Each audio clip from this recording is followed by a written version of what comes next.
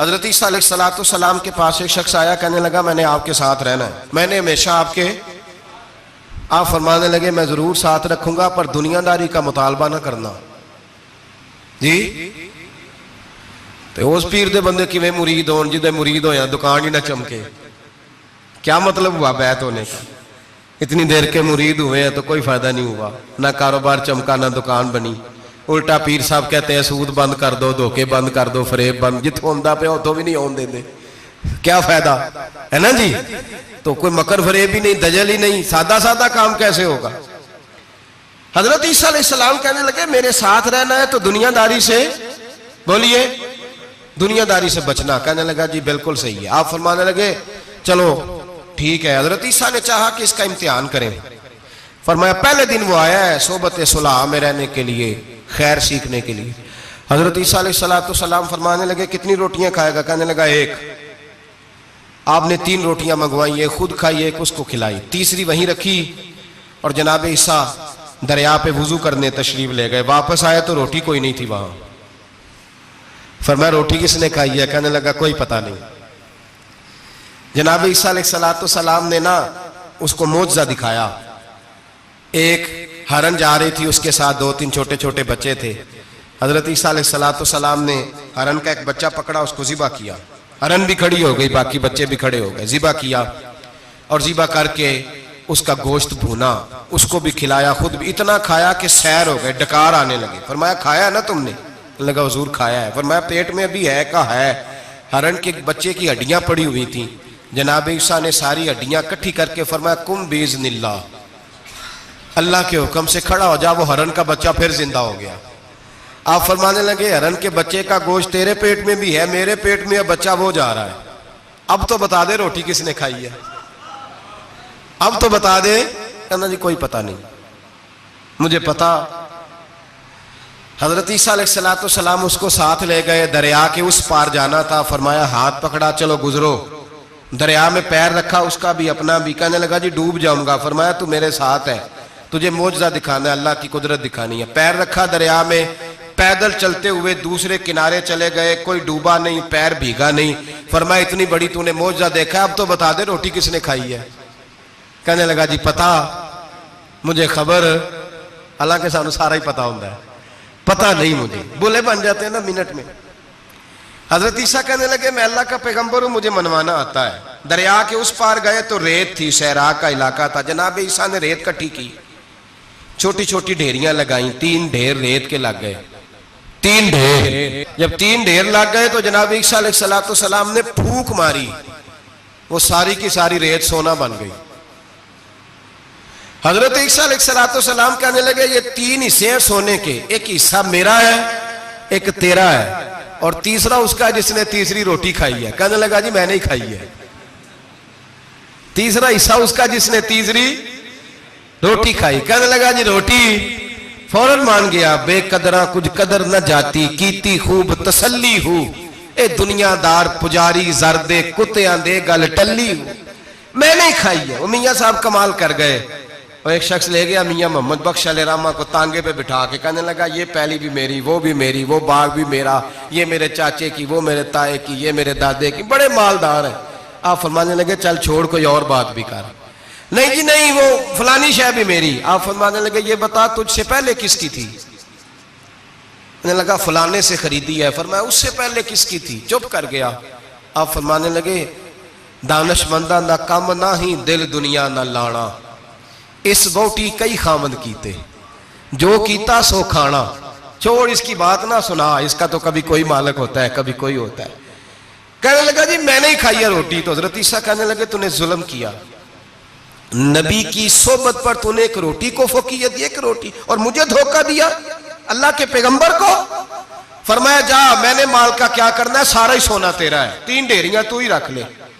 حضرت عیسیٰ کہہ کے گزرے تو پیچھے سے ڈاکو آ گئے،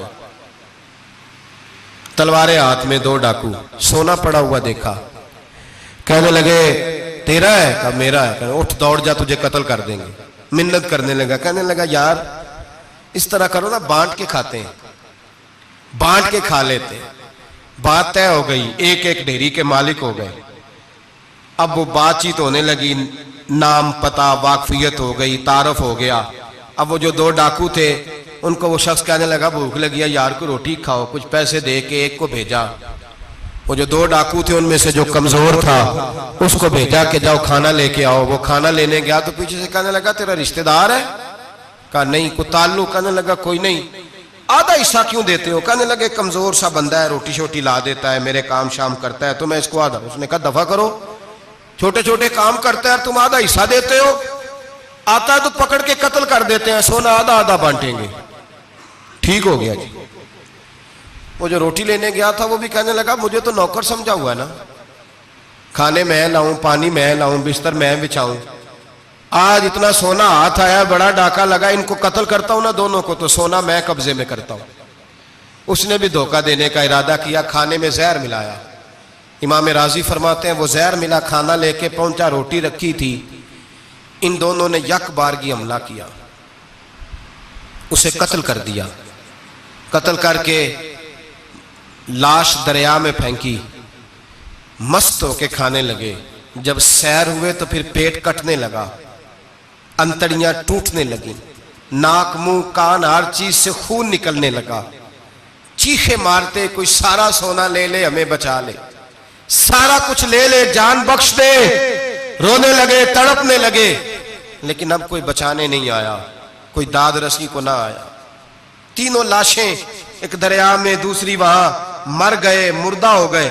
حضرت عیسیٰ علیہ السلام چند گھنٹوں کے بعد گزرے تو لوگوں نے کہا حضور یہ کیا ہے؟ فرمایا دنیا داری کا انجام، لالچ کا انجام، دھوکے کا انجام، فریب کا انجام۔ او بھائی بیماری لگ گئی سیٹھ صاحب کو، مالدار صاحب کو، چودھری صاحب بیمار ہو گئے، کروڑوں روپیہ پڑا تجوری میں، لیکن شفا کبھی خریدی نہیں جا سکتی، صحت کسی دکان سے ملتی نہیں، دھوکے سے اکٹھا کیا ہوا مال وہ پڑا ہے سامنے، لیکن اس کے منہ سے چند نوالے نہیں اتر رہے۔ یہاں تک حالات ہیں، ہماری عدالتوں کا اللہ حافظ ہے، اب وہاں کیس جاتے ہیں خلا کا کیس گیا، خاوند کے خلاف بی بی نے مقدمہ کر دیا۔ اب عورتیں اللہ ماشاءاللہ دھوکہ دیتی ہیں، ایڈریس غلط بتاتی ہیں، خاوند کو نوٹس گیا، اب اس کو ملے گا تو وہ عدالت میں آئے گا نا۔ میں آپ کو جینون کیس ایسے دکھا سکتا ہوں، میرے پاس لوگ مسئلہ پوچھنے آتے ہیں، غلط ایڈریس دیا، 3 پیشیوں پہ خاوند نہیں گیا تو عدالت نے طلاق کی ڈگری جاری کر دی۔ کسی فقہ کے کسی مفتی کے نزدیک طلاق نہیں ہوتی، لیکن عورتیں دوسرا نکاح کر کے پھر رہی ہیں۔ کسی سنے غور کرے، اس میں اختلاف بھی نہیں ہے، مسالک کا نکاح نہیں، لیکن طلاق۔ اب ہم نے دھوکہ دیا، بھائی دیکھیں میرے پاس طلاق ہے یونین کونسل کی، یہ میرے پاس طلاق ہے عدالت کی، یہ میرے کیا کر طلاق نکاح یونین کونسل کے ساتھ ہوتا ہے کہ خاوند کے ساتھ؟ اور بولے تو صحیح یار، کس کے ساتھ ہوتا ہے؟ تو طلاق یونین کونسل دے گی، خاوند دے گا؟ عجیب تماشا ہے۔ عدالت کے ساتھ نکاح ہوا کہ خاوند کے ساتھ؟ عجیب بات ہے بھائی، کسی جاؤ چوتھے آدمی سے کہو طلاق دے دے، کیسے طلاق ہو؟ موٹی سی بات ہے، اور لوگ آ کے گھر بسانا ہوتا ہے نا۔ اور اللہ معاف کرے اس دھوکے میں کئی دفعہ سرپرست بھی شامل ہوتے ہیں اور دلیلیں دیتے ہیں، کہتے ہیں جی نہیں پھر ڈالتے غلط ہے، پاکستان کا قانون۔ میں نے کہا مجھے کیا بتاتے ہو؟ پاکستان کے قانون عدالت کی میں بات ہی نہیں کرتا، میں تو رسول اللہ کی بات کرتا ہوں، تو نبی پاک کی بات کر رہا ہوں۔ جب مصطفیٰ کریم کا قانون آ گیا تو بات ختم ہو گئی، وہ کوئی سا بھی قانون ہو۔ دھوکہ اتنا عام ہے، فریب اتنا عام ہے، جھوٹ اتنا عام ہے، دجل اتنا عام ہے، لوگ ہر بات میں دھوکہ، دینداری میں دھوکہ، نکاح اور طلاق میں دھوکہ، ہر جگہ لوگ دھوکے کے ساتھ جینا چاہتے ہیں۔ فریب اور فراڈ کا لائسنس، اگر آپ ناراض نہ ہو جائیں، جس وکیل نے کیس پکڑا ہوتا ہے اسے پتا ہوتا ہے کہ جو آدمی میرے پاس لے کے آیا جھوٹا ہے کہ سچا ہے، پتا ہوتا ہے کہ نہیں؟ چلو ہونے دا مطلب یہ نہیں کہ تسی وکیلاں دے دوالے ہو جائے، لیکن یہ بتائیں اسے خبر ہوتی ہے کہ نہیں تو انہیں کوئی نہیں پتا اس گل کا، پتا ہوتا ہے نا، تو پھر کیوں اس کا کیس لے کے عدالت میں جاتا ہے؟ پتا ہے نا سارا۔ جو گاہک ساتھ گئے ہوئے، اور ہمارے معاشرے میں تو مرد ہونے کی علامت ہے، مرد ہونے کی، چودھری ہونے کی علامت ہے کہ یار اگر کوئی غلطی کر کے آیا تو اس کی سپورٹ کرنی ہے، یہ مرد ہونے کی علامت ہے، یہ مرد ہونے کی علامت ہے۔ مرد وہ ہوتے ہیں جو سپورٹ کرتے ہیں دوستوں کے گناہوں میں، وہ مرد ہوتے ہیں۔ شرم آنی چاہیے، نظر جھک جانی چاہیے یہ بات کرتے ہوئے۔ میں یاروں کا یار ہوں، یار اگر گناہ میں الجھ جائیں گے تو میں سپورٹ کروں گا؟ 6 معنی دارت میرے نبی پاک صلی اللہ علیہ وسلم نے فرمایا اپنے بھائی کی مدد کر چاہے وہ ظالم ہو یا مظلوم ہو. تو صحابہ نے کہا حضور ظالم کی مدد کیسے کریں؟ فرمایا اسے ظلم سے روک دو، یہ تمہاری مدد ہوگی اس کے حق میں. اسے منع کرو ظلم سے. کیا تو یہ مرد ہونے کی علامت ہے کہ میرا بھائی آ گیا تو جیسے کہے گا میں نے ویسے کرنا ہے؟ اس کا ہاتھ پکڑ، اسے منع کر، یہ تیری مردانگی کی علامت. میرے نبی پاک علیہ الصلوۃ والسلام نے فرمایا میرا مومن کبھی کسی کو دھوکا، اس کے مزاج میں دھوکا نہیں ہوتا، فریب نہیں ہوتا، فریب نہیں. ہمارے ہاں ایک اور بات بھی اب بڑی عام ہے، اتنے لمبے آرٹیکل چھپے ہیں، کبھی کتابیں کھول کے پڑھو کہ ہم اسلام کی رسوائی کا کتنا سبب بن رہے ہیں. یورپ پہ نوجوان گئے اور ان عورتوں سے نکاح کیے صرف نیشنلٹی لینے کے لیے. کیا نیشنلٹی لینے کے لیے غیروں سے دھوکا کرنا جائز ہے؟ میرے نبی پاک صلی اللہ علیہ وسلم بدر میں تھے، 2 صحابی آ رہے تھے، دونوں بہادر صحابی تھے. رستے میں ابو جہل سے ملاقات ہو گئی. ابو جہل کہنے لگا تم جا رہے ہو اپنے نبی کے ساتھ جنگ میں تعاون کرو گے؟ وہ صحابہ کہنے لگے نہیں، ہم تو ویسے جا رہے ہیں، ہم بالکل بھی جنگ نہیں کریں گے. کا وعدہ کرتے ہو؟ کا وعدہ کرتے ہیں. وہ دونوں آ گئے حضور کے پاس، یا رسول اللہ صلی اللہ علیہ وسلم ہم آ رہے تھے اور ابو جہل ملا ہے، ہم نے وعدہ کر لیا ہم جنگ نہیں لڑیں گے. 313 لوگ تھے اور ایک آدمی کی ضرورت تھی. کہا حضور کافر سے وعدہ کیا ہے، کافر سے. نبی پاک نے فرمایا تم ہتھیار نہیں اٹھاؤ گے. وعدہ کافر سے کیا پر کیا تو ایک مومن نے ہے نا. ایک شمون نام کے بزرگ تھے، بنی اسرائیل سے تعلق تھا، بڑی عبادت کرتے تھے، 1000 سال عبادت فرمائی، ساری رات نفل پڑھتے، سارا دن روزہ رکھتے اور پھر روزہ رکھ کے تو کافروں سے جہاد کرتے. ساری زندگی جہاد میں گزاری، جس جنگ میں گئے اللہ نے فتح عطا فرمائی. یہ ذرا سوچئے کہ جس کا تذکرہ میرے نبی پاک فرما رہے ہیں وہ کتنا بڑا آدمی ہوگا. ولی اگرچہ بنی اسرائیل کے تھے لیکن اتنا زبردست ان کا جہاد کرنے کا طریقہ تھا. بڑا جہاد کیا، بڑی انہوں نے، کافر بڑے پریشان تھے کہ بندہ قابو نہیں آتا. بڑی دور تک بات گئی، بڑی جد و جہد کی، لیکن حضرت شمون علیہ رحمہ بنی اسرائیل کے ولی تھے، قابو نہ آئے. آخر ان کی بیوی کو خریدا. اور یہ 1-2 مثالیں بیویوں کی آ گئی ہیں، خامد بھی بکتے ہیں، یاد رکھنا، بھائی بھی بکتے ہیں. اللہ ماشاءاللہ جب کوئی بکنے پہ آتا ہے تو پھر وہ اپنے معیار کو قائم نہیں رکھتا، پھر لوگ گر جاتے ہیں معیار سے. بیوی کو خریدا. کہنے لگے تو نے اس کے ساتھ رہ کے کیا وقت گزارا ہے؟ کہنے لگی کوئی سکھ نہیں پایا، ایک وقت روٹی ایک وقت کی بھوک. درویشی کا درس دیتا ہے، کچھ بھی نہیں ملا. حضرت شمون علیہ رحمہ کی بیوی جب خریدی گئی، کہنے لگے جب چونکہ یہ کم سوتے ہیں اور جتنی دیر سوتے ہیں گہری نیند سوتے ہیں، جب گہری نیند سو جائے تو رسیوں کے ساتھ جکڑ دینا. امام غزالی علیہ رحمہ نے اس کو لکھا ہے، رسیوں کے ساتھ جکڑ دیا بیوی نے. حضرت شمون اٹھے نہ تو اپنے آپ کو رسیوں سے بندھا ہوا دیکھا، اللہ اکبر کہا. جب اللہ اکبر کہا تو ساری رسیاں ٹوٹ گئیں. بیوی سے کہنے لگے تو نے کیوں باندھا؟ اس نے پھر دھوکہ دیا. کہنے لگی ہر جنگ میں لوگ آ کے بتاتے تھے تیرا خاوند بڑا دلیر ہے، میں نے کہا میں بھی دیکھوں کتنا دلیر ہے. سارے ایک نیا رنگ، ایک نیا روپ، ایک نیا طریقہ. تو میں نے تو آزمایا ہے، اور یہ تو چھوٹی چھوٹی رسیاں تھیں. آپ فرمانے لگے چلو ٹھیک ہے، اگر تو نے آزمایا ہے تو پھر دیکھ بھی لیا ہے. کچھ دنوں کے بعد اس نے زنجیروں سے باندھ دیا، لوہے کی زنجیروں سے. اٹھے تو بندھا ہوا پایا، اللہ اکبر کا تو زنجیریں بھی ٹوٹ گئیں. فرمانے لگے یہ تو نے کیا کیا؟ کہنے لگی دیکھنا چاہتی تھی، کچی رسیاں تو توڑ لیتے ہو، زنجیریں بھی ٹوٹتی ہیں کہ نہیں؟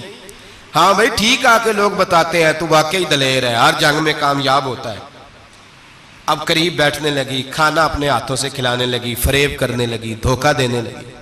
کہنے لگی بتاؤ تو صحیح طاقت کا راز کیا ہے؟ مومن نرم دل ہوتا ہے. ایک دفعہ کوئی مسکرا کے پاس آتا ہے تو سمجھتا ہے کہ شاید یہ میرا خیر خواہ ہے، اس لیے مومن دھوکے کھاتے ہیں، دھوکے دیتے نہیں. جب اس نے محبت کے لب و لہجے میں بات کی تو جناب شمون کہنے لگے اور تو میں کسی چیز سے قابو نہیں آ سکتا. بال ان کے لمبے لمبے تھے، بیٹھتے تھے تو نیچے بال آتے تھے، ہماری شریعت میں جائز نہیں. نبی پاک صلی اللہ علیہ وسلم نے زلفے کانوں تک کی اجازت دی ہے، کندھوں تک کی اجازت ہے. کندھوں سے نیچے بال آئیں تو حرام لکھا ہے اعلیٰ حضرت نے، کندھوں سے نیچے جائز نہیں. ان کے بال بڑے لمبے تھے، بیٹھتے تھے تو نیچے دب جاتے تھے. حضرت شمون کہنے لگے مجھے دنیا کی تو کوئی طاقت نہیں باندھ سکتی، ہاں میرے بالوں سے مجھے باندھ دیا جائے تو پھر نہیں میں اٹھ سکتا. بس اس کے ہاتھ بات آ گئی، اس نے کھانا بھی کھلایا. उसने बिस्तर भी बिछा के दिया, पैर भी दबाए, जब सो गए तो उसने उनके बालों से उन्हें बांध दिया और काफिरों को जाके बताया कि आज नहीं खोल सकेगा। जब उठे तो बंधा हुआ देखा, बीवी की तरफ देखा, कहा तुझे ख्याल नहीं आया खोल दे। कहने लगी सारी जिंदगी गुर्बत दी तूने, ये देख मुझे हीरे मिले हैं, कंगन मिले हैं, ये देख मेरे कानों में हीरा सोना चांदी हर चीज, चल जा, तेरा क्या करना है, सारी रात इबादतें, सारा दिन तू जिक्र फिक्र और जिहाद में गुजार देता। धोखा दिया। उन काफिरों ने आके सुतून के साथ चारपाई उठाई और सुतून के साथ खड़ी की, फिर रस्सियों और जंजीरों से बांधा। अल्लाह के वली का सबसे पहले नाक काटा, फिर तलवार के साथ कान काटे, फिर आंखें निकाली। जब जुबान काटने लगे तो उन्होंने अल्लाह को आवाज दी, कहा मेरे मौला मैं कोई लावारस हूं कि कोई मुझे धोखा दे और इस अंदाज में कत्ल कर दे। मौला मैं धोखे खाता रहा, मैं कोई लावारस तो नहीं। जब ये दुआ फरमाई तो फिर बिजली चमकी, फिर अल्लाह का कहर बरसा। इमाम गजाली फरमाते हैं वो काफिर जो आए थे वो जले, इस तरह जले कि उनकी हवा भी उड़ गई। अब वो बीबी दौड़ी आई और पैरों में बैठी कहने लगी बख्श दो। आप फरमाने लगे सारी जिंदगी मैं तेरे धोखे खाता रहा, अब अल्लाह की लाठी चलने लगी है, उसकी आवाज नहीं होती, अब तू खुदा के हवाले है। पैरों से आग चली। कहने लगे वो देखना सोने से कह तुझे बचाए, वो जो तेरे हाथों में हीरे के कंगन है उन्हें कह तेरी हिफाजत करे, अब वो जो तेरे कानों के अंदर सोने चांदी की बालियां और कांटे हैं और झूमर है उनको कह तेरी तुझे निजात दिलाए। जलती रही, तड़पती रही, चीखती चिल्लाती रही और इस तरह चीखी कि वो खाक बनी, हवा में उड़ी। अल्लाह ने अपने वली की आंखें भी दोबारा अता फरमा दी, कान भी दोबारा अता फरमा दिए। अल्लाह तबारक व तआला ने पहले से ज्यादा ताकत दी। और जब बाहर निकले तो ऐलान कर रहे थे लोगों देखो धोखा वाले जल गए, तबाह हो गए, नामो निशान मिट गया और मुझे धोखा दिया गया था तो अल्लाह ने मुझे पहले से ज्यादा ताकतें अता फरमा दी, पहले से ज्यादा कुव्वतें। धोखा ना दे, फरेब ना करें जो आप किसी को दे रहे हैं। और मेरे महबूब अलैहिस्सलाम की एक हदीस तो ये बताती है जो दुनिया में धोखा देगा दुनिया में ही उसका नुकसान उठाएगा, जो दुनिया में धोखा देगा उसका आखिरत में तो उठाएगा ही, दुनिया में भी उसका नुकसान